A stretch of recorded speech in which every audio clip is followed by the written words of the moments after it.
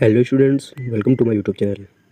आज ही हमारा दूसरा वीडियो लेक्चर है और साथ ही साथ मैं आपको हैंड रिटन नोट्स दे रहा हूँ। तो चलो देखते हैं ये क्या टॉपिक है। तो इसका नेम है फसलों का महत्व एवं उसका वर्गीकरण, importance of crops and there classification. तो सबसे पहले इसमें आता है फसल की परिभाषा, डिफिनेशन ऑफ क्रॉप। पौधों के ऐसे समूह को जिसे मनुष्य किसी न किसी रूप में अपने उपभोग के लिए उगाता है उसे फसल कहते हैं या फिर क्रॉप कहते हैं। तो अब देखते हैं फसलों का वर्गीकरण, क्लासिफिकेशन ऑफ क्रॉप्स। विभिन्न आधारों जैसे ऋतु, पौधों का जीवन चक्र, आर्थिक महत्व एवं उपयोग के आधार पर फसलों का वर्गीकरण निम्न प्रकार से किया जा सकता है। तो पहला है ऋतुओं के आधार पर वर्गीकरण, क्लासिफिकेशन अकॉर्डिंग टू सीजन्स। फसलों का अंकुरण, वृद्धि एवं पकने के लिए निश्चित तापमान, वातावरण की आर्द्रता, वायु वेग, वर्षा की प्रचंडता एवं समय आदि पर निर्भर करता है। ऋतुओं के आधार पर फसलों को हमारे देश में 3 वर्गों में विभाजित किया जाता है, जो निम्नलिखित हैं। खरीफ की फसलें, पहला है खरीफ की फसलें। इसके एग्जाम्पल है मक्का, ज्वार, बाजरा, ग्वार, मूंग, लोबिया, सोयाबीन, मूंगफली, कपास, धान व जूट आदि फसलें इस ऋतु में उगाते हैं।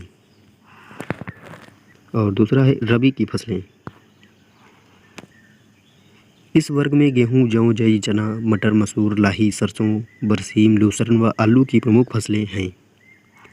तीसरा है जायद की फसलें।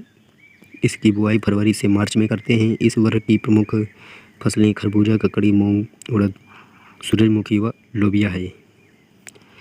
पौधों के जीवन चक्र के आधार पर वर्गीकरण देखते हैं, classification according to plant life cycle. एक वर्षीय पौधे, एनुअल प्लांट्स। इस वर्ग की फसलें 1 वर्ष या इससे भी कम समय उगने से लेकर पकने तक लगती हैं, जैसे आलू, जौ, मक्का, ग्वार, मूंग, सोयाबीन व सरसों आदि। द्विवर्षीय पौधे, बिएनुअल प्लांट्स। इस वर्ग के पौधे प्रथम वर्ष में अपनी वानस्पतिक वृद्धि करते हैं व दूसरे वर्ष में फूल व बीज तैयार करते हैं। एग्जाम्पल के लिए प्याज व चुकंदर। बहुवर्षीय पौधे, पेरिएन्युअल प्लांट्स। इस वर्ग के पौधे अनेक वर्षों तक जीवित रहते हैं व इस वर्ग के पौधे 1 वर्षीय व द्विवर्षीय पौधों की तरह फूल व बीज आने पर भी अपना जीवन चक्र जारी रखते हैं। इस वर्ग में लूसर्न, रिजिका आदि की फसलें आती हैं। फसलों का आर्थिक वर्गीकरण, इकोनॉमिक क्लासिफिकेशन ऑफ क्रॉप्स। इस वर्ग के सस्य वैज्ञानिक वर्गीकरण भी कहते हैं। इस वर्गीकरण को सस्य वैज्ञानिक वर्गीकरण भी कहते हैं। यह बहुत ही महत्वपूर्ण वर्गीकरण है। फसलों को उनके उपभोग की दृष्टि से निम्न वर्गों में विभक्त किया जाता है। पहला है अनाज की फसलें। इस वर्ग की फसलों के दानों का मनुष्य अनाज, रोटी के रूप में प्रयोग करता है। इनका वानस्पतिक अंग अधिकतर पशुओं को खिलाया जाता है। इसमें गेहूं, जई के अलावा मिलेट्स जैसे मक्का, ज्वार, बाजरा व कुछ छोटी मिलेट्स जैसे सांवा, कोदो, चीना, काकुन, मंडुवा व कुटकी आदि की फसलें हैं। और दूसरा है दलहनी फसलें। इन फसलों के बीजों का मुख्य रूप से प्रोटीन के स्रोतों के रूप में प्रयोग किया जाता है, जैसे अरहर, मूंग, उड़द, चना, मसूर व सोयाबीन इस वर्ग की फसलें हैं। और अब तीसरा है तिलहनी फसलें। इस वर्ग में अदलहनी फसलों के साथ साथ कुछ दलहनी फसलों भी आती हैं, जिनके बीज से तेल प्राप्त किया जाता है। इस वर्ग में सरसों, राई, तुरिया, दुआ, सूरजमुखी, मूंगफली, अरंडी, कुसुम, अलसी व सोयाबीन आदि तिल मुख्य फसलें हैं। चौथा है रेशे वाली फसलें। इस वर्ग में फसलों से जीवनोपयोगी वस्तुएं जैसे कपड़ा, बोरे, टाट व रस्सा आदि सामान तैयार करते हैं। इस वर्ग की प्रमुख फसलें कपास, जूट, पटसन व सनई है। चारे की फसलें। इस वर्ग में पशुओं को खिलाई जाने वाली फसलें आती हैं। इन फसलों का प्रयोग हरे चारे व सूखे चारे के रूप में करते हैं। मुख्यतः बाजरा, कुल्थी, ग्वार, लोबिया, मोठ, मक्का, बरसीम, लूसर्न, जई, जौ, पेनियर घास, गिनी घास आदि इस वर्ग की फसलें हैं। नंबर 6 पर आता है शर्करा की फसलें। इस वर्ग में फसलें अपने तने अथवा जड़ों में शर्करा संग्रहित करती हैं, जिसके बाद में चीनी तैयार करते हैं। चुकंदर व गन्ना इस वर्ग की प्रमुख फसलें हैं। सातवीं आती है सब्जी की फसलें। इस वर्ग की प्रमुख फसलें टमाटर, बैंगन, भिंडी, सेम, गोभी, करेला, मूली, मटर, शलजम, सलाद, चुकंदर, पालक, मेथी व प्याज आदि हैं। उद्दीपक फसलें चाय, तंबाकू, पोस्त व कॉफ़ी इस वर्ग की प्रमुख फसलें हैं। इनके उपभोग से उत्तेजना मिलती है। मसाले की फसलें खुशबू व स्वाद के लिए मसाले अधिकतर सब्जियों व अचारों में प्रयोग किए जाते हैं। इस वर्ग में जीरा, धनिया, अजवाइन, पुदीना, सौंफ, हल्दी, अदरक, मेथी, प्याज, मिर्च, लहसुन व तेजपात आदि फसलें हैं। फल वाली फसलें इस वर्ग की प्रमुख फसलें खरबूजा, ककड़ी, खीरा, सिंघाड़ा, तरबूज, मतीरा व कचरा आदि हैं। जड़ व ट्यूबर वाली फसलें आलू ट्यूबर की फसल है, जिसमें तना ट्यूबर के रूप में बदल जाता है। गाजर, चुकंदर, शलजम, मूली जड़ों आदि वाली फसलों कहलाती हैं। और 12वीं है औषधि वाली फसलें। इस वर्ग की प्रमुख फसलें मेथा, पुदीना, तुलसी, पिपरमेंट आदि हैं। औषधि वाली फसलें। तो अब हम देखते हैं साथ ही साथ फसलों के विशेष उपयोग के आधार पर वर्गीकरण, classification of crop according to special utilisation. कुल फसलों को उनके उद्देश्यों को ध्यान में रखकर उगाते हैं। इस वर्ग में फसलों का उनके उद्देश्य के आधार पर वर्गीकरण किया जाता है। पहला है हरी खाद की फसलें। मृदा में कार्बनिक पदार्थ बढ़ाने के लिए आमतौर पर दलहनी फसलों को उगाते हैं।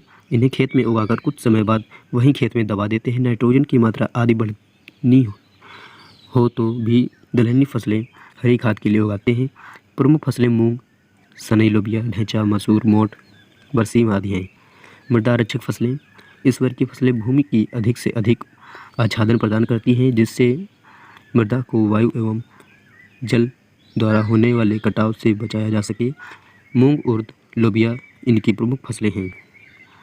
तीसरा है नकदी फसलें। इन फसलों को कृषक पूरा का पूरा उपयोग में न लाकर नकद में बेच देते हैं और उन पैसों से बीज, खाद तथा घरेलू सामान खरीदता है। इस वर्ग की फसलें गन्ना, सरसों, मूंगफली, आलू व तंबाकू हैं।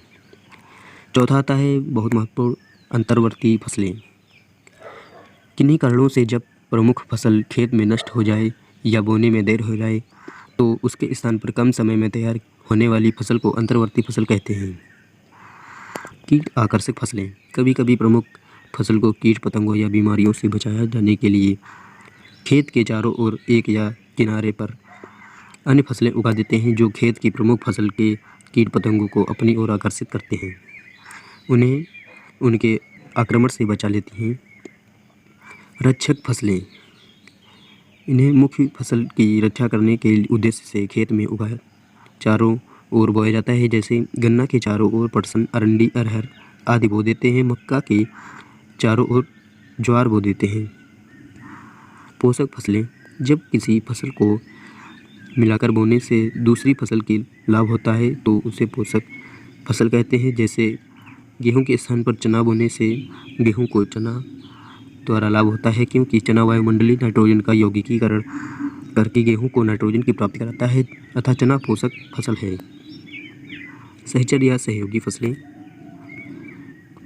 जब एक ही मौसम में दो फसलें एक प्रकार साथ साथ बोई जाती हैं कि दोनों फसलों के बीच अलग अलग पंक्तियों में हों, जिससे एक दूसरे की उपज की कोई हानि नहीं पहुंचती है, तो उन्हें सहयोगी फसलें कहते हैं। जैसे मक्का की दो पंक्तियों के बीच एक पंक्ति उर्द की बोना। 9वीं है शिकारी या गलघोटू फसलें।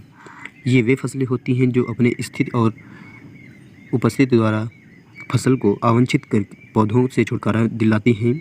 जैसे सनई, बरसीम खरपतवारों की वृद्धि पर बुरा प्रभाव डालती है। सहायक फसलें किसी फसल की उपज बढ़ाने के लिए बोई जाती है। जैसे ज्वार के साथ ग्वार, बरसीम के साथ सरसों मिलाकर बोना। नाभी फसलें किसी क्षेत्र के फसल चक्र में सबसे अधिक आर्थिक लाभ होने वाली फसल को नाभी फसल कहते हैं। जैसे शहरों के निकट सब्जी की फसलें। ट्रक फसलें ऐसी फसलें जिनकी प्रति हेक्टेयर पैदावार टनों में होती है तथा जिन्हें दूरस्थ बाजार में भेजने के लिए पैदा किया जाता है, जैसे आलू व अन्य सब्जियां।